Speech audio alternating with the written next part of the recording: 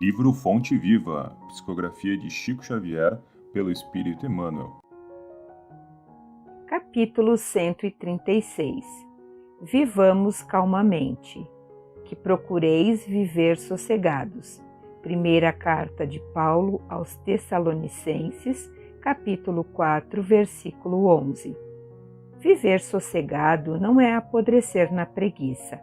Há pessoas cujo corpo permanece em decúbito dorsal, agasalhadas contra o frio da dificuldade, por excelentes cobertores da facilidade econômica, mas torturadas mentalmente por indefiníveis aflições. Viver calmamente, pois, não é dormir na estagnação. A paz decorre da quitação de nossa consciência para com a vida, e o trabalho reside na base de semelhante equilíbrio. Se desejamos saúde, é necessário lutar pela harmonia do corpo. Se esperamos colheita farta, é indispensável plantar com o esforço e defender a lavoura com perseverança e carinho. Para garantir a fortaleza do nosso coração contra o assédio do mal, é imprescindível saibamos viver dentro da serenidade do trabalho fiel aos compromissos assumidos com a ordem e com o bem. O progresso dos ímpios e o descanso dos delinquentes são paradas de introdução à porta do inferno criado por eles mesmos. Não queiras, assim, estar sossegado, sem esforço, sem luta, sem trabalho, sem problemas. Todavia, consoante a advertência do apóstolo, vivamos calmamente, cumprindo com valor, boa vontade e espírito de sacrifício as obrigações edificantes que o mundo nos impõe cada dia em favor de nós mesmos. Capítulo 137. Atendamos ao bem. Em verdade vos digo, que quantas vezes o fizestes a um destes meus irmãos mais pequeninos, a mim o fizestes. Jesus, no Evangelho de Mateus, capítulo 25, versículo 40. Não só pelas palavras, que podem simbolizar folhas brilhantes sobre um tronco estéril. Não só pelo ato de crer, que por vezes não passa de êxtase inoperante. Não só pelos títulos, que, em muitas ocasiões, constituem possibilidades de acesso aos abusos. Não só pelas afirmações de fé, porque, em muitos casos, as frases sonoras são gritos da alma vazia. Não nos esqueçamos do fazer. A ligação com o Cristo, a comunhão com a divina luz, não dependem do modo de interpretar as revelações do céu. Em todas as circunstâncias do seu apostolado de amor, Jesus procurou buscar a atenção das criaturas, não para a forma do pensamento religioso, mas para a bondade humana. A Boa Nova não prometia a paz da vida superior aos que calejassem os joelhos nas penitências incompreensíveis, aos que especulassem sobre a natureza de Deus, que discutissem as coisas do céu por antecipação, ou que simplesmente pregassem as verdades eternas. Mas exaltou a posição sublime de todos os que disseminassem o amor, em nome do Todo Misericordioso. Jesus não se comprometeu com os que combatessem em seu nome, com os que humilhassem os outros a pretexto de glorificá-lo, ou com os que lhe oferecessem culto espetacular em templos de ouro e pedra.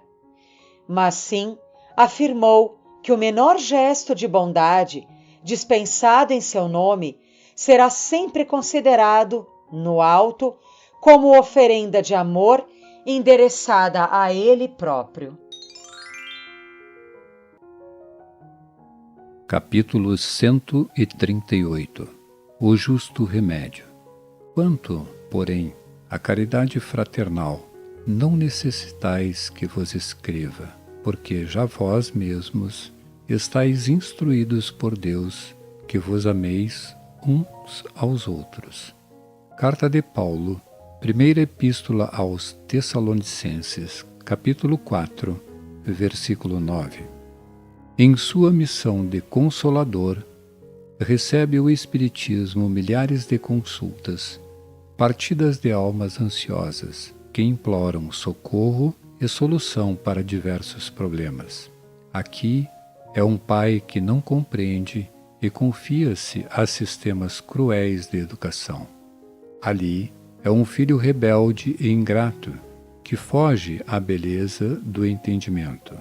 Acolá é um amigo fascinado pelas aparências do mundo e que abandona os compromissos como o ideal superior. Além, é um irmão que se nega ao concurso fraterno. Noutra parte, é o cônjuge que deserta do lar. Mais adiante, é o chefe de serviço insensível e contundente. Contudo, o remédio para a extinção desses velhos enigmas das relações humanas está indicado, há séculos, nos ensinamentos da Boa Nova. A caridade fraternal é a chave de todas as portas para a boa compreensão. O discípulo do Evangelho é alguém que foi admitido à presença do Divino Mestre para servir.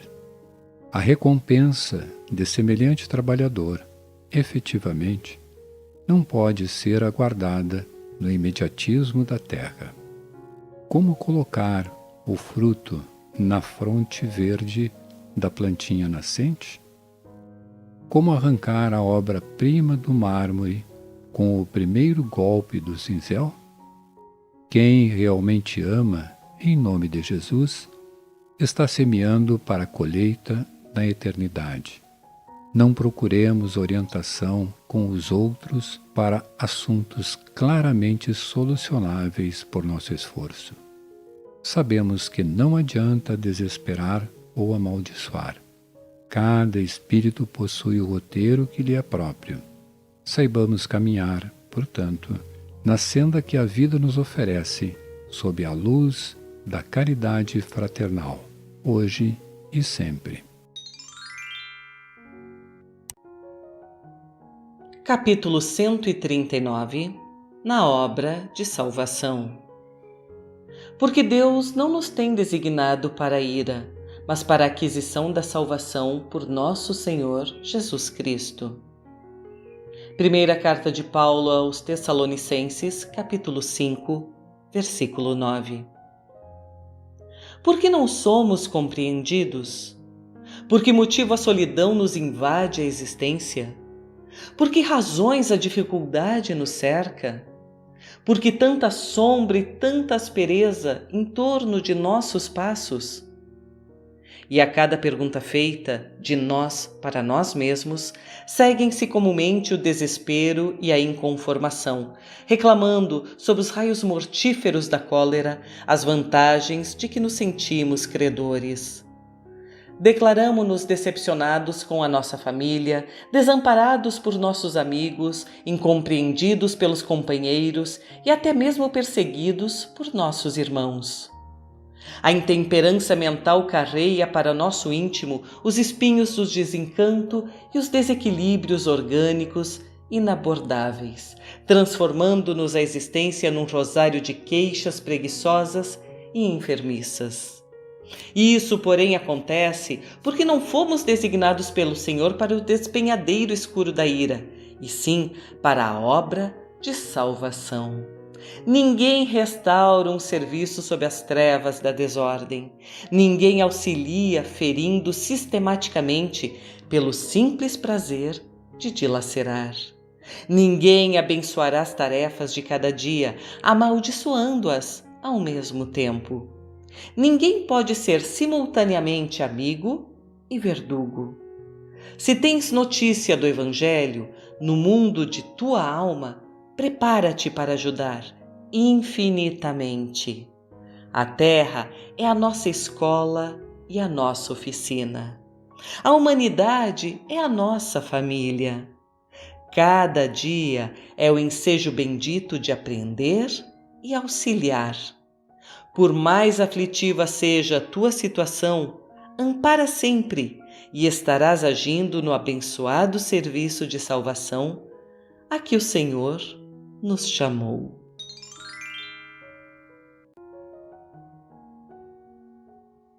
Capítulo 140. Após Jesus. E, quando o iam levando, tomaram um certo Simão, Cirineu, que vinha do campo, e puseram-lhe a cruz às costas para que a levasse após Jesus. Evangelho de Lucas, capítulo 23, versículo 26. A multidão que rodeava o Mestre no dia supremo era enorme. Achavam-se ali os gozadores impenitentes do mundo, os campeões da usura, os ridicularizadores, os ignorantes, os espíritos fracos que reconheciam a superioridade do Cristo e temiam anunciar as próprias convicções, os amigos vacilantes do Evangelho, as testemunhas acovardadas, os beneficiados pelo divino médico que se ocultavam, medrosos, com receio de sacrifícios. Mas um estrangeiro, instado pelo povo, aceitou o madeiro, embora constrangidamente, e seguiu, carregando-o após Jesus. A lição, entretanto, seria legada aos séculos do futuro.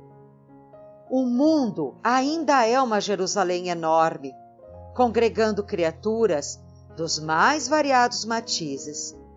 Mas, se te aproximas do Evangelho, com sinceridade e fervor, colocam-te a cruz sobre o coração. Daí em diante, serás compelido às maiores demonstrações de renúncia. Raros te observarão o cansaço e a angústia, e não obstante a tua condição de servidor, com os mesmos problemas dos outros. Exigir-te-ão espetáculos de humildade e resistência, heroísmo e lealdade ao bem. Sofre e trabalha, de olhos voltados para a divina luz. Do alto descerão para o teu espírito as torrentes invisíveis de fontes celestes, e vencerás valorosamente. Por enquanto, a cruz ainda é o sinal dos aprendizes fiéis. Se não tens contigo as marcas dos testemunhos pela responsabilidade, pelo trabalho, pelo sacrifício ou pelo aprimoramento íntimo, é possível que ames profundamente o Mestre, mas é quase certo que ainda não te colocaste junto dele na jornada redentora. Abençoemos, pois, a nossa cruz e sigamo-lo destemerosos, buscando a vitória do amor e a ressurreição eterna.